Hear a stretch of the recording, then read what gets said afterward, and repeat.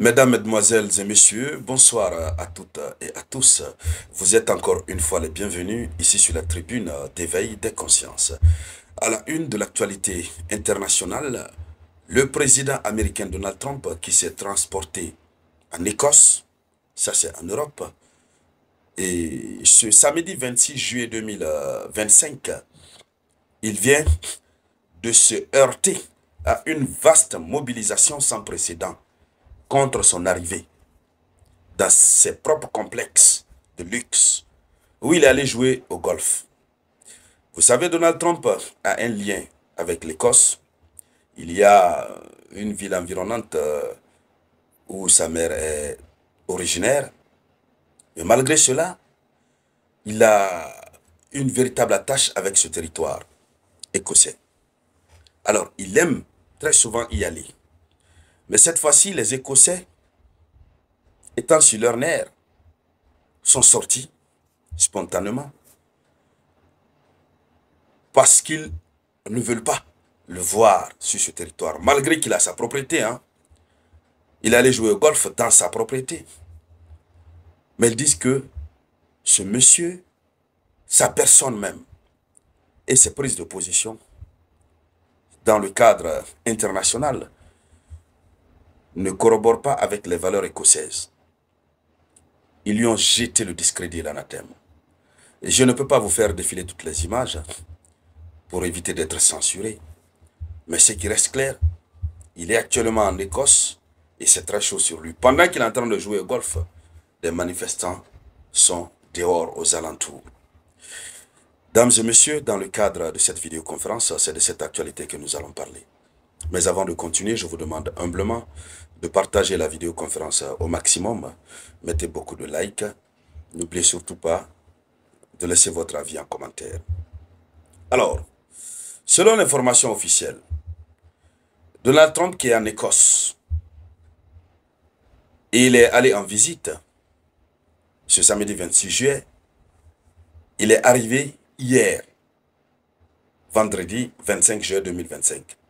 Mais ces gens qui sont sortis aujourd'hui 26.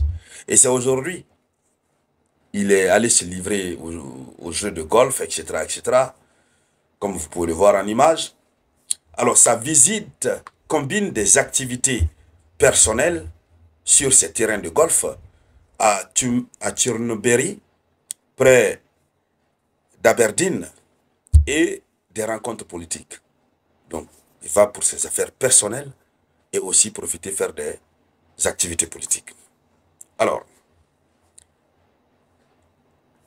malgré cela, il y a des manifestants, des Écossais qui ne veulent pas le donner la paix.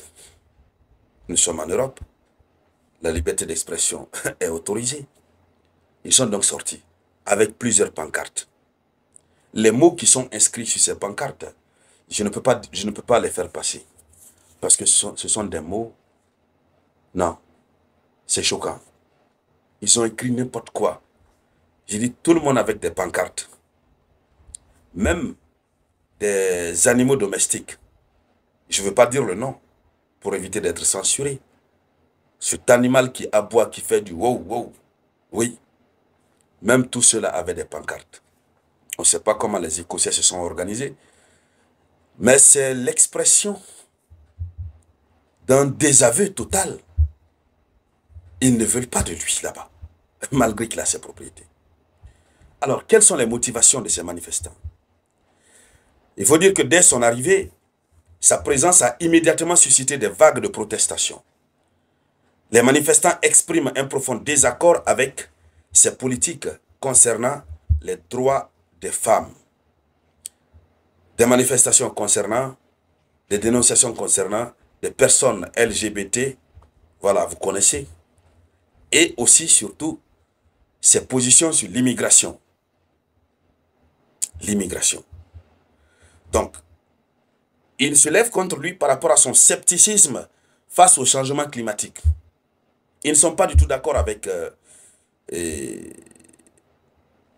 Donald Trump par rapport à sa position sur la question du changement climatique.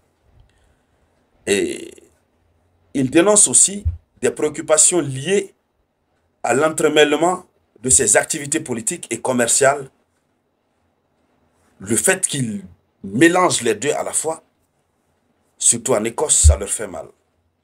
Donc, l'Écosse, en rappel, est située au nord-ouest de l'Europe et partie du Royaume-Uni. Alors, sa présence en Écosse est considérée par les Écossais comme une contradiction avec les valeurs progressistes écossaises. Et c'est pourquoi ils sont sortis. Et donc, c'était des protestations de grande envergure. Les images témoignent déjà. Alors, les villes clés d'Écosse, telles que Édimbourg et Aberdeen, voilà, ont connu de grandes mobilisations. Beaucoup sont sortis pour le contester.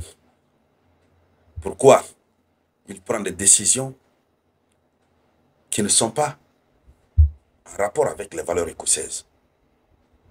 Ça fait mal. Sa politique depuis qu'il est venu au pouvoir, ça leur fait mal.